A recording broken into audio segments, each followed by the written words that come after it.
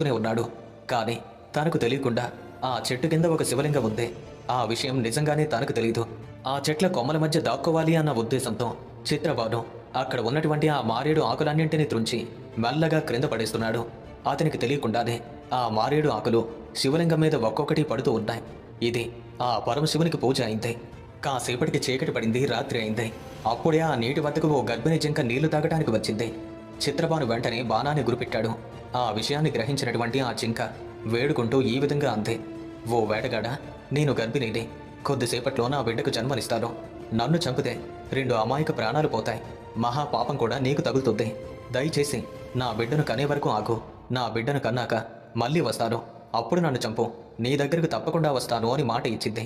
ఆ మాటలు విన్నటువంటి వేటగాడికి తన హృదయంలో జాలి కలిగింది. సరే వెళ్ళు, తిరిగి రావాలి కానీ అన్నాడు.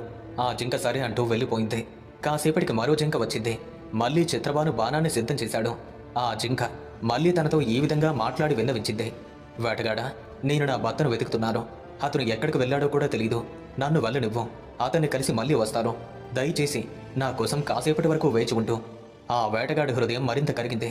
సరే వెళ్ళు, మాట మాత్రం తప్పకూడదు అని కోపంతో అన్నాడు. ఆ జింక కూడా వెళ్ళిపోయింది.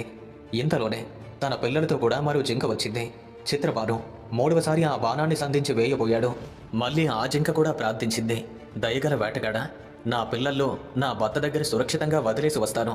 పంచభూతాల సాక్షిగా ప్రమాణం చేస్తున్నాను. నన్ను నమ్ము, తప్పకుండా తిరిగి వస్తాను అంతే.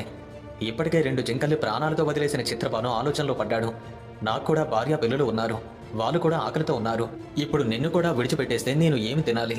ఆ జింక మాటలు విని, నువ్వు ఎలా నీ పిల్లల కోసం ఆలోచిస్తున్నావో ఈ జింక కూడా తన పిల్లల కోసం ఆలోచిస్తుంది అని తన మనసులో తనతో తానే మాట్లాడుకున్నాడు. మళ్ళీ కరుణతో ఆ జింకను కూడా విడిచిపెట్టాడు. అది అక్కడి నుండి వెళ్ళిపోయింది. సూర్యోదయం దగ్గరలో ఉంది. వేటగాడికి ఇంకా ఏమీ లభించలేదు. ఆకలి మరింతగా పెరిగిపోతుంది. ఇంతలో 4వ జింక వచ్చింది. అది మొదటి 3 జింకల యొక్క భర్త. అది రాగానే ఇలా అంతే. వేటగాడా, ఇప్పటి వరకు ఇక్కడికి వచ్చిన 3 జింకలు కూడా నా ప్రియమైన భార్యలు. నువ్వు వాళ్ళని చంపేసి ఉంటే ఆ దుఃఖంతో నేను బ్రతకలేరు. నన్ను కూడా చంపే, లేదా వాళ్ళని నమ్మినట్టే నన్ను కూడా నమ్మం. నేను వాళ్ళను కలిసి అందరం కలిసి మళ్ళీ నీ దగ్గరికి తిరిగి వస్తాం. మేము ఖచ్చితంగా మా మాటనైతే తప్పం. ఆ మాటలు విన్నటువంటి చిత్రబానుడికి అకస్మాత్తుగా ఏదో గుర్తొచ్చింది. రాత్రంతా కూడా ఉపవాసంతో గడిచింది. అదే శివరాత్రి వ్రతమైంది. నిద్ర లేకుండా తెల్లవార్లు ఎదురు చూస్తూ జాగరణ చేశాడు. మారేడు ఆకులు శివలింగం మీద పడ్డాయి. శివ పురాణ కథలు కూడా విన్నాడు. అంటే శ్రవణం కూడా జరిగింది. తెలియకుండానే అతడు పరిపూర్ణమైనటువంటి మహాశివరాత్రి వ్రతాన్ని చేశాడు. ఆ పరమశివుని యొక్క దివ్య కృపతో అతని కఠినమైన హృదయం మృదువైంది. మనసులో దయ, కరుణ నిండిపోయింది. కాసేపటికి ఆ 4 జింకల